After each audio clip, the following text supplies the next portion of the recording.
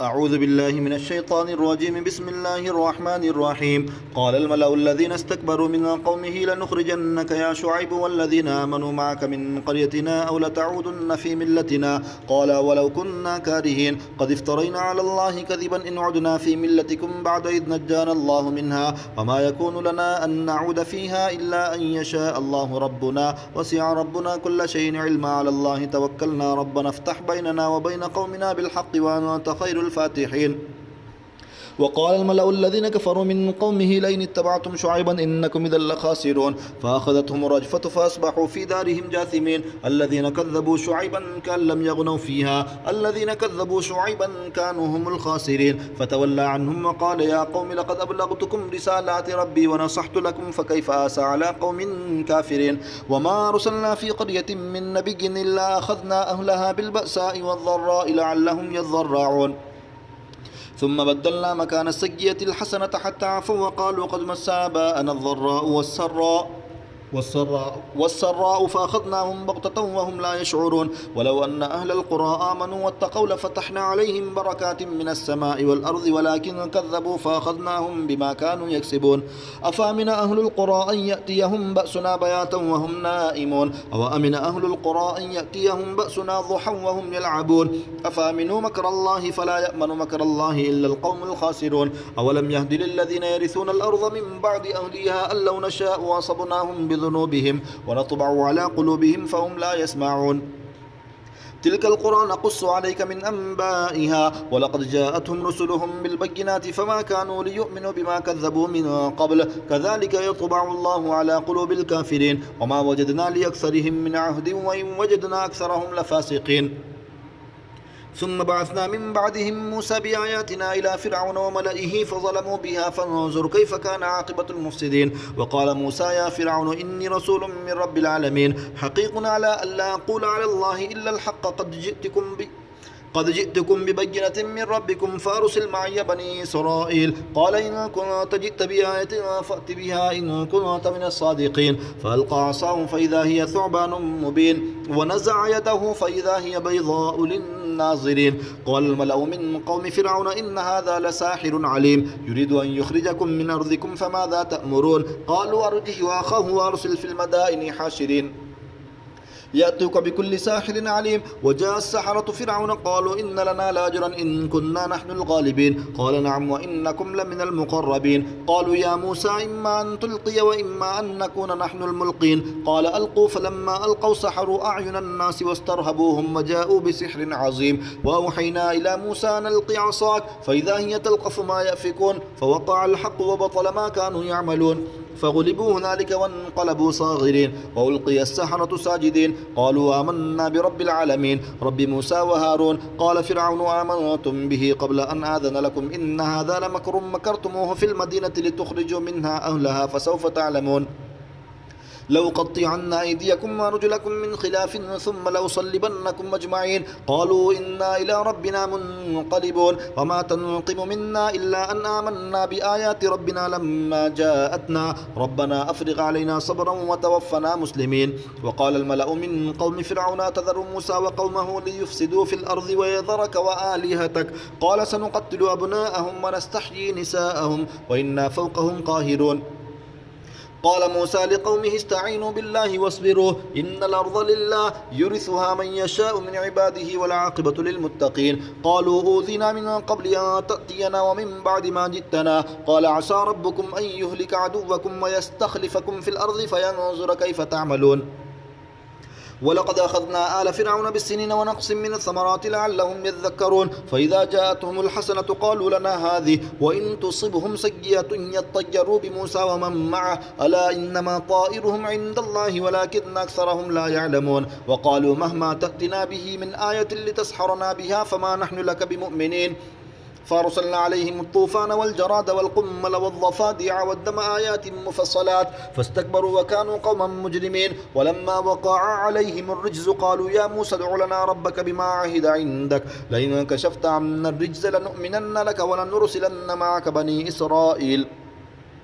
فلما كشفنا عنهم الرجز إلى أجل هم بالغوه إذا هم ينكثون فانتقمنا منهم فأغرقناهم في اليم بأنهم كذبوا بآياتنا وكانوا عنها غافلين وأورثنا القوم الذين كانوا يستضعفون مشارق الأرض ومغاربها التي باركنا فيها وتمت كلمة ربك الحسنى على بني إسرائيل بما صبروا ودمرنا ما كان يصنع فرعون وقومه وما كانوا يعرشون وجاوزنا ببني إسرائيل البحر فاتوا على قوم يعكفون على أصنام لهم قالوا يا موسى اجعل لنا إلها كما لهم آلهة قال إنكم قوم تجهلون إن هؤلاء متبر ما هم فيه وباطل ما كانوا يعملون قال غير الله يبغيكم إلها وفضلكم على العالمين وإذ أنجيناكم من آل فرعون يسومونكم سوء العذاب يقتلون أبناءكم ويستحيون نساءكم وفي ذلكم بلاء من ربكم عظيم ووعدنا موسى 30 ليلة وأتممناها ب10 فتم ميقات ربه 40 ليلة وقال موسى لأخيه هارون اخلفني في قومي وأصلح ولا تتبع سبيل المفسدين ولما جاء موسى لميقاتنا وكلمه ربه قال رب أرني أنظر إليك قال لن تراني ولكن انظر إلى الجبل فإن استقر مكانه فسوف تراني فلما تجلى ربه للجبل جعله دكا وخر موسى صعيقا فلما فاق قال سبحانك تبت إليك وأنا أول المؤمنين قال يا موسى إني اصطفيتك على الناس برسالاتي وبكلامي فخذ ما أعطيتك وكن من الشاكرين وكتبنا له في الألواح من كل شيء موعظة وتفصيلا لكل شيء فخذها بقوة وأمر قومك يأخذوا بأحسنها سأريكم دار الفاسقين سأصرف عن آياتي الذين يتكبرون في الأرض بغير الحق وإن يروا كل آية لا يؤمنوا بها وإن يروا سبيل الرشد لا يتخذوه سبيلا وإن يروا سبيل الغي يتخذوه سبيلا ذلك بأنهم كذبوا بآياتنا وكانوا عنها غافلين والذين كذبوا بآياتنا ولقاء الآخرة حبطت أعمالهم هل يجزون إلا ما كانوا يعملون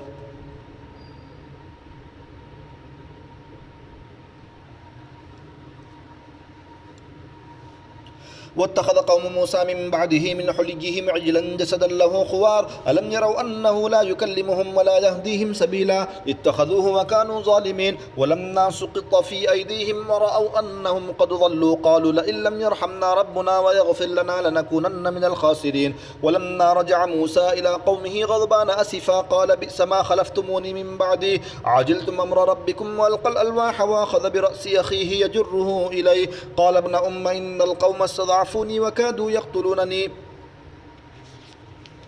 فلا تشمت بي الأعداء ولا تجعلني مع القوم الظالمين قال رب اغفر لي ولأخي وادخلنا في رحمتك وأنت أرحم الراحمين إن الذين اتخذوا العجل سينالهم غضب من ربهم وذلة في الحياة الدنيا وكذلك نجزي المفترين والذين عملوا السيئات ثم تابوا من بعدها وآمنوا إن ربك من بعدها لغفور رحيم ولما سكت عن موسى الغضب أخذ الألواح وفي نسختها هدى ورحمة للذين هم لربهم يرهبون واختار موسى قومه 70 رجلا لميقاتنا فلما أخذتهم الرجفة قال رب لو شئت أهلكتهم من قبل وإياي أتهلكنا بما فعل السفهاء منا إن هي إلا فتنتك تضل بها من تشاء وتهدي من تشاء أنت ولينا فاغفر لنا وارحمنا وأنت خير الغافرين واكتب لنا في هذه الدنيا حسنة وفي الآخرة إنا هدنا إليك قال عذابي يصيب به من أشاء ورحمتي وسعت كل شيء فسأكتبها للذين يتقون ويؤتون الزكاة والذين هم بآياتنا يؤمنون الذين يتبعون الرسول النبي الأمي الذي يجدونه مكتوبا عندهم في التوراة والإنجيل يأمرهم بالمعروف وينهاهم عن المنكر ويحل لهم الطيبات ويحرم عليهم الخبائث ويضع عنهم إصرهم والأغلال التي كانت عليهم فالذين آمنوا به وعزروه ونصروه واتبعوا النور الذي أنزل معه أولئك هم المفلحون قل يا أيها الناس إني رسول الله إليكم جميعا الذي له ملك السماوات والأرض لا إله إلا هو يحيي ويميت فآمنوا بالله ورسوله النبي الأمي الذي يؤمن بالله وكلماته واتبعوه لعلكم تهتدون ومن قوم موسى أمة يهدون بالحق وبه يعدلون وقطعناهم 12 أسباطا أمما وأوحينا إلى موسى إذ استسقاه قومه أن اضرب بعصاك الحجر فانبجست منه 12 عينا قد علم كل أناس مشربهم وظللنا عليهم الغمام وأنزلنا عليهم المن والسلوى كلوا من طيبات ما رزقناكم وما ظلمونا ولكن كانوا أنفسهم يظلمون وإذ قيل لهم اسكنوا هذه القرية وكلوا منها حيث شئتم وقولوا حطة وادخلوا الباب سجدا نغفر لكم خطيئاتكم سنزيد المحسنين فبدل الذين ظلموا منهم قولا غير الذي قيل لهم فأنزلنا على الذين ظلموا رجزا من السماء بما كانوا يظلمون واسألهم عن القرية التي كانت حاضرة البحر إذ يعدون في السبت إذ تأتيهم حيتانهم يوم سبتهم شرعا ويوم لا يسبتون لا تأتيهم كذلك نبلوهم بما كانوا يفسقون وإذ قالت أمة منهم لم تعظون قوما الله مهلكهم أو معذبهم عذابا شديدا قالوا معذرة إلى ربكم ولعلهم يتقون فلما نسوا ما ذكروا به أنجينا الذين ينهون عن السوء وأخذنا الذين ظلموا بعذاب بئيس بما كانوا يفسقون فلما عتوا عما نهوا عنه قلنا لهم كونوا قردة خاسئين وإذ تأذن ربك ليبعثن عليهم إلى يوم القيامة من يسومهم سوء العذاب إن ربك لسريع العقاب وإنه لغفور رحيم وقطعناهم في الأرض أمما منهم الصالحون ومنهم دون ذلك وبلوناهم بالحسنات والسيئات لعلهم يرجعون فخلف من بعدهم خلف ورثوا الكتاب يأخذون عرض هذا الأدنى ويقولون سيغفر لنا وإن يأتهم عرض مثله يأخذوه ألم يؤخذ عليهم ميثاق الكتاب ألا يقولوا على الله إلا الحق ودرسوا ما فيه والدار الآخرة خير للذين يتقون فلا تعقلون والذين يمسكون بالكتاب وأقاموا الصلاة إنا لا نضيع أجر المصلحين وإذ نتقنا الجبل فوقهم كأنه ظلة وظنوا أنه واقع بهم خذوا ما آتيناكم بقوة واذكروا ما فيه لعلكم تتقون وإذا أخذ ربك من بني آدم من ظهورهم ذريتهم ما أشهدهم على أنفسهم ألست بربكم قالوا بلى شهدنا أن تقولوا يوم القيامة إنا كنا عن هذا غافلين أو تقولوا إنما أشرك آباؤنا من قبل وكنا ذرية من بعدهم أفتهلكنا بما فعل المبطلون وكذلك نفصل الآيات ولعلهم يرجعون واتل عليهم نبأ الذي آتيناه آياتنا فانسلخ منها فأتبعه الشيطان فكان من الغاوين ولو شئنا لرفعناه بها ولكنه أخلد إلى الأرض واتبع هواه فمثله كمثل الكلب إن تحمل عليه يلهث أو تتركه يلهث ذلك مثل القوم الذين كذبوا بآياتنا فاقصص القصص لعلهم يتفكرون ساء مثلا القوم الذين كذبوا بآياتنا وأنفسهم كانوا يظلمون من يهد الله فهو المهتدي ومن يضلل فأولئك هم الخاسرون ولقد ذرأنا لجهنم كثيرا من الجن والإنس لهم قلوب لا يفقهون بها ولهم أعين لا يبصرون بها ولهم آذان لا يسمعون بها أولئك كالأنعام بل هم أضل أولئك هم الغافلون ولله الأسماء الحسنى فادعوه بها وذروا الذين يلحدون في أسمائه سيجزون ما كانوا يعملون وممن خلقنا أمة يهدون بالحق وبه يعدلون والذين كذبوا بآياتنا سنستدرجهم من حيث لا يعلمون وأملي لهم إن كيدي متين أولم يتفكروا ما بصاحبهم من جنة إن هو إلا نذير مبين أولم ينظروا في ملكوت السماوات والأرض وما خلق الله من شيء وأن عسى أن يكون قد اقترب أجلهم فبأي حديث بعده يؤمنون من يضلل الله فلا هادي له ويذرهم في طغيانهم يعمهون يسألونك عن الساعة أيان مرساها قل إنما علمها عند ربي لا يجليها لوقتها إلا هو ثقلت في السماوات والأرض لا تأتيكم إلا بغتة يسألونك كأنك حفي عنها قل إنما علمها عند الله ولكن أكثر الناس لا يعلمون قل لا أملك لنفسي نفعا ولا ضرا إلا ما شاء الله ولو كنت أعلم الغيب لاستكثرت من الخير وما مسني السوء إن أنا إلا نذير وبشير لقوم يؤمنون هو الذي خلقكم من نفس واحدة وجعل منها زوجها ليسكن إليها فلما تغشاها حملت حملا خفيفا فمرت به فلما أثقلت دعوا الله ربهما لئن آتيتنا صالحا لنكونن من الشاكرين فلما آتاهما صالحا جعل له شركاء فيما آتاهما فتعالى الله عما يشركون أيشركون ما لا يخلق شيئا وهم يخلقون ولا يستطيعون لهم نصرا ولا أنفسهم ينصرون وإن تدعوهم إلى الهدى لا يتبعوكم سواء عليكم أدعوتموهم أم أنتم صامتون إن الذين تدعون من دون الله عباد أمثالكم فادعوهم فليستجيبوا لكم إن كنتم صادقين ألهم أرجل يمشون بها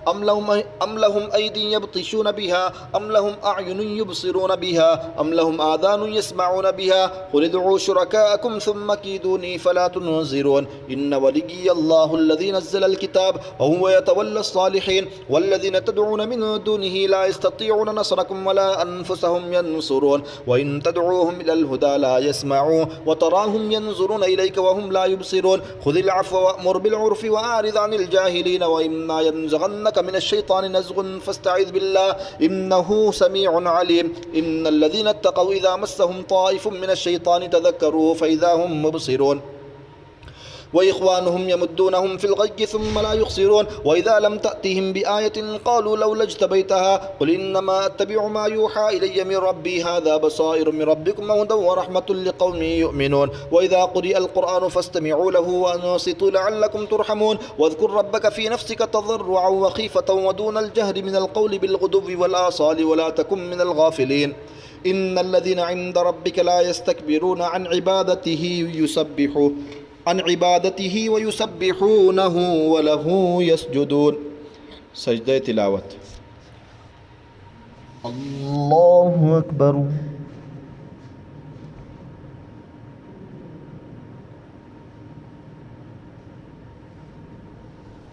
الله أكبر بسم الله الرحمن الرحيم يسألونك عن الأنفال قل الأنفال لله والرسول فاتقوا الله وأصلحوا ذات بينكم وأطيعوا الله ورسوله إن كنتم مؤمنين إنما المؤمنون الذين إذا ذكر الله وجلت قلوبهم وإذا تليت عليهم آياته زادتهم إيمانا وعلى ربهم يتوكلون الذين يقيمون الصلاة ومما رزقناهم ينفقون أولئك هم المؤمنون حقا لهم درجات عند ربهم ومغفرة ورزق كريم كما أخرجك ربك من بيتك بالحق وإن فريقا من المؤمنين لكارهون يجادلونك في الحق بعدما تبين كأنما يساقون إلى الموت وهم ينظرون وإذ يعدكم الله إحدى الطائفتين أنها لكم وتودون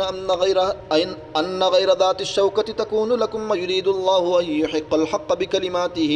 بكلماته ويقطع دابر الكافرين ليحق الحق ويبطل الباطل ولو كره المجرمون إذ تستغيثون ربكم فاستجاب لكم أني ممدكم ب1000 من الملائكة مردفين وما جعله الله إلا بشرى ولتطمئن به قلوبكم وما النصر إلا من عند الله إن الله عزيز حكيم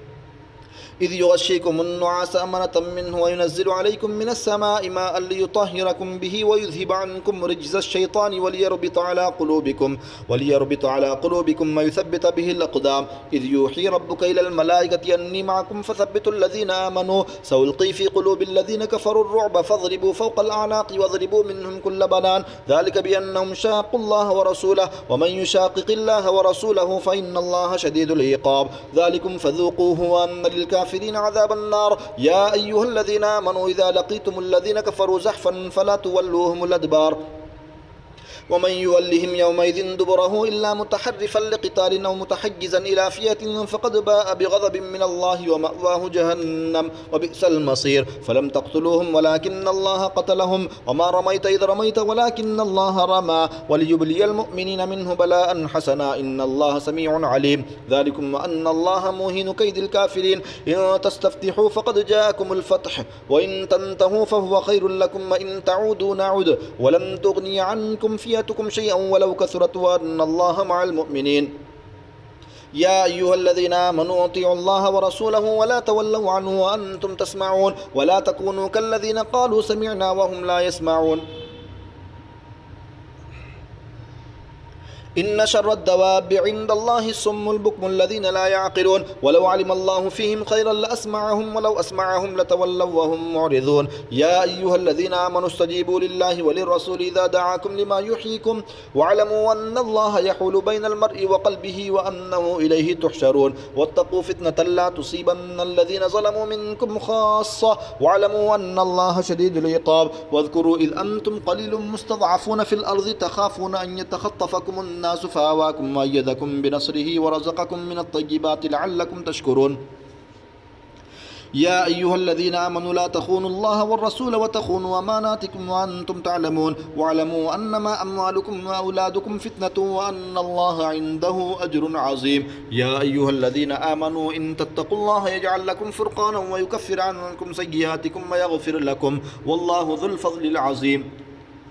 وإذ يمكر بك الذين كفروا ليثبتوك أو يقتلوك أو يخرجوك ويمكرون ويمكر الله والله خير الماكرين. وإذا تتلى عليهم آياتنا قالوا قد سمعنا لو نشاء لقلنا مثل هذا إن هذا إلا أساطير الأولين. وإذ قالوا اللهم إن كان هذا هو الحق من عندك فأمطر علينا حجارة من السماء أو ائتنا بعذاب أليم. وما كان الله ليعذبهم وأنت فيهم وما كان الله معذبهم وهم يستغفرون. وما لهم ألا يعذبهم الله وهم يصدون عن المسجد الحرام وما كانوا أولياءه إن أولياؤه إلا المتقون ولكن أكثرهم لا يعلمون. وما كان صلاتهم عند البيت إلا مكاء وتصدية فذوقوا العذاب بما كنتم تكفرون. إن الذين كفروا ينفقون أموالهم ليصدوا عن سبيل الله فسينفقونها ثم تكون عليهم حسرة ثم يغلبون والذين كفروا إلى جهنم يحشرون ليميز الله الخبيث من الطيب ويجعل الخبيث بعضه على بعض فيركمه جميعا فيجعله في جهنم أولئك هم الخاسرون. قل للذين كفروا إن ينتهوا يغفر لهم ما قد سلف وإن يعودوا فقد مضت سنة الأولين وقاتلوهم حتى لا تكون فتنة ويكون الدين كله لله فإن انتهوا فإن الله بما يعملون بصير. وإن تولوا فاعلموا أن الله مولاكم نعم المولى ونعم النصير.